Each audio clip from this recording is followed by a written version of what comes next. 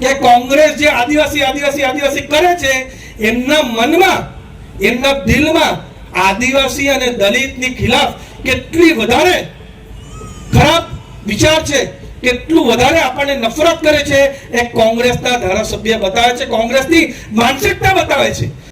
વલસાડના નાના પોંડા ખાતે આદિવાસી મહાસંમેલનમાં ભારતીય જનતા પાર્ટીના સાંસદ ધવલ પટેલનું એક નિવેદન સામે આવ્યું છે.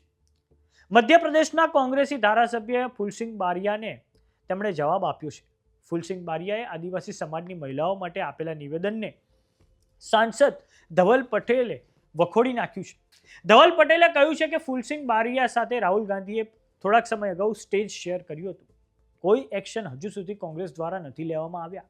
આ બતાવે છે કે કોંગ્રેસ દલિત અને આદિવાસી વિરોધી માનસિકતા ધરાવે છે. કોંગ્રેસ જે આદિવાસી આદિવાસી કરે છે, તેમના દિલમાં આદિવાસીઓના વિરુદ્ધમાં કેટલા ખરાબ વિચાર છે.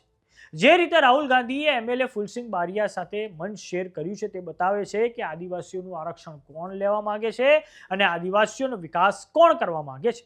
આવો સાંભળીએ વલસાડના ભારતીય જનતા પાર્ટીના ધારાસભ્ય ધવલ પટેલે શું કહ્યું છે.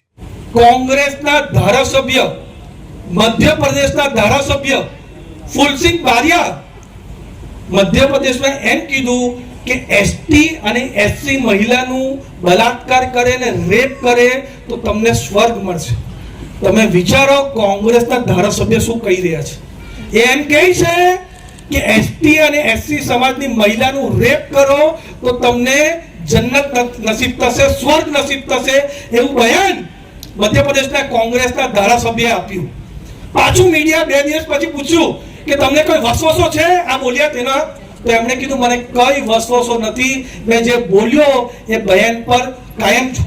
એ બતાવે છે કે કોંગ્રેસ જે આદિવાસી આદિવાસી આદિવાસી કરે છે, એમના મનમાં, એમના દિલમાં આદિવાસી અને દલિતની ખિલાફ કેટલી વધારે ખરાબ વિચાર છે, કેટલું વધારે આપણને નફરત કરે છે, એ કોંગ્રેસના ધારાસભ્ય બતાવે છે, કોંગ્રેસની માનસિકતા બતાવે છે.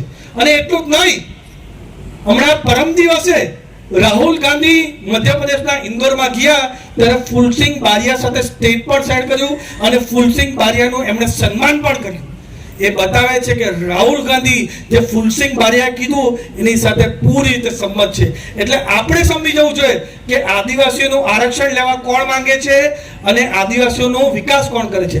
અમે મધ્યપ્રદેશના રાજકારણમાં થોડાક સમય અગાઉથી ગરમાવો આવી ગયો છે, કેમ કે કોંગ્રેસના તેના ધારાસભ્ય ફૂલસિંહ બારિયાએ મહિલાઓ અંગે એક વિવાદાસ્પદ નિવેદન આપ્યું છે. તેના કારણે હોબાળો મચી ગયો છે. ફૂલસિંહ બારિયાએ સુંદરતા, બળાત્કાર અને જાતિ વિશે જે ટિપ્પણી કરી છે, તેનાથી ભારતીય જનતા પાર્ટી પણ લાલઘૂમ થઈ છે અને ફૂલસિંહ બારૈયાના રાજીનામાની માંગણી કરી છે.